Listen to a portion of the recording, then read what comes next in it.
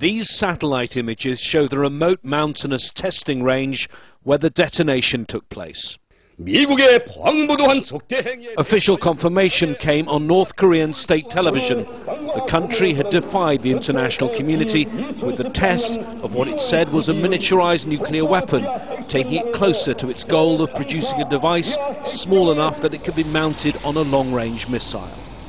Some experts believe that following the successful rocket launch at the end of last year, Pyongyang will view this as a major step forward in its nuclear program. It will give them more confidence that they have a credible deterrent. I still personally believe that they want that deterrent to essentially keep the Americans out and divide them sort of space and room in which they can operate. With North Korea not just defying the international community, but also threatening to carry out 2 further nuclear tests, the UN met in special session to discuss the crisis.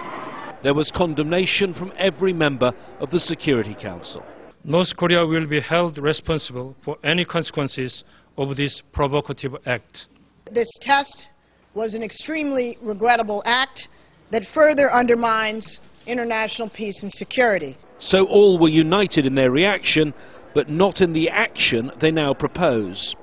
Some countries are now talking about drafting a new UN resolution, but what new measures could be put in place to put pressure on North Korea? Fresh sanctions? Well, North Korea has had sanctions in place now for some years. What about further isolating the country? Well, North Korea, known by many as the Hermit Kingdom, is probably already the most isolated country on earth. Another possible option they have is enforcement action under Chapter 7 of the UN Charter.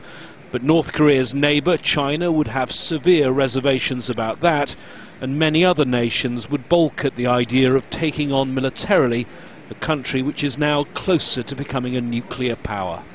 James Bays, Al Jazeera, at the United Nations.